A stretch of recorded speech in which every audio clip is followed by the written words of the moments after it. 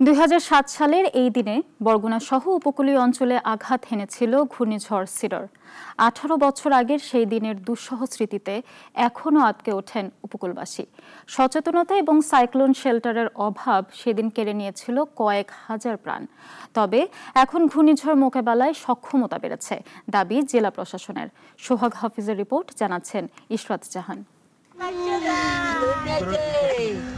আজ 15 নভেম্বর, বরগুনা সহ উপকূলবাসীর জন্য এক দুঃসহ বেদনার দিন। সেই দিনের স্মৃতি আজও উপকূলবাসীকে মনে করিয়ে দেয় নির্মম ধ্বংসযজ্ঞের কথা। ঘড়ির কাঁটায় তখন সন্ধ্যা 7:40। মহাবিপদ সংকেতের কথা শুনে আতঙ্কিত উপকূলের মানুষ। অনেকেই যেতে শুরু করলেন আশ্রয় কেন্দ্রে, তবে বেশিরভাগই রয়ে গেলেন বাড়িতে। রাত 10টায় সিডরের আঘাতে মাত্র 10 মিনিটের জলোচ্ছ্বাসে মৃত্যুর কোলে ঢলে পড়ল উপকূলের কয়েক হাজার মানুষ। খুবই কষ্ট হয়, খুবই আতঙ্ক লাগে, মানে কইতে পারি না যে এখনই মনে হয় শুরু, যে এখনই জ্বর চড়ে তখনই মনে করি আবার মনে হয় সিডর হইবে।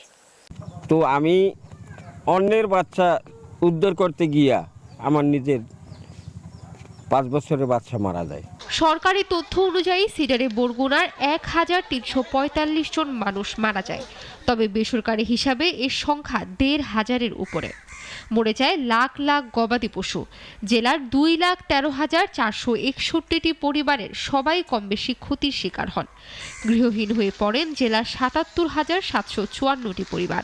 আমার ওই বাইকনগর আর খালাকগর থুছি এক কবর সময় কাপড় পাই নাই, কাপড়ের কারণে মনে করেন থা লাগছে। সাদা কাপড় আমার নারীর পরনের হেই দিয়ে থুছি। লাশ দেই বেড়ে খাইতে বাগে সাগে মরা বাঁচিয়ে রয়েছে, হেইয়া তো ওই মানে মরা ব্যাগকে মিলে টোয়াইটাই আনছি, আনি এই জায়গায় দাফন দিছি। সিডরের সময় সচেতনতার অভাব ও পর্যাপ্ত সাইক্লোন শেল্টার না থাকায় নিরাপদে আশ্রয় নিতে না পেরে মারা গেছে অনেকে। তাই পর্যাপ্ত সাইক্লোন শেল্টার ও বেড়িবাঁধ নির্মাণের দাবি উপকূলবাসীর। কিন্তু মূলত আমাদের এখানে বিশেষ করে একটা সাইক্লোন সেন্টার অবশ্যই দরকার, কারণ আমাদের এখানে পাশাপাশি আরও 2টি আবাসন আছে। আমাদের যে মা বোন ছোট ছোট বাচ্চা কাছে এদের নিয়ে রাত্রিবেলা এখানে যাইতে আমাদের খুব কষ্ট হয়। এখনও পর্যাপ্ত সাইক্লোন শেল্টার না থাকলেও প্রশাসনের পক্ষ থেকে প্রয়োজনীয় পদক্ষেপ নেওয়া হচ্ছে বলে জানান দায়িত্বপ্রাপ্তরা। আমাদের এখন প্রায় 673টির মধ্যে আশ্রয়কেন্দ্র আছে। প্রত্যেকটি আশ্রয়কেন্দ্রে আমাদের উপজেলা নির্বাহী অফিসারের তত্ত্বাবধানে আমরা একটি ওই আশ্রয়কেন্দ্র চালানোর জন্য একটা ম্যানেজমেন্ট টিম করেছি। তারপরে আমরা আশ্রয়কেন্দ্রগুলোর তালিকাটা আমাদের কাছে আছে। তারপরে আমরা নতুন আশ্রয়কেন্দ্র হওয়ার কাজ চলছে, যে ঘূর্ণিঝড় আশ্রয়কেন্দ্র যে 3য় পর্যায়ে বরগুনা জেলায় আরো 6 থেকে 7টি আশ্রয়কেন্দ্র নতুন করে তৈরি হবে।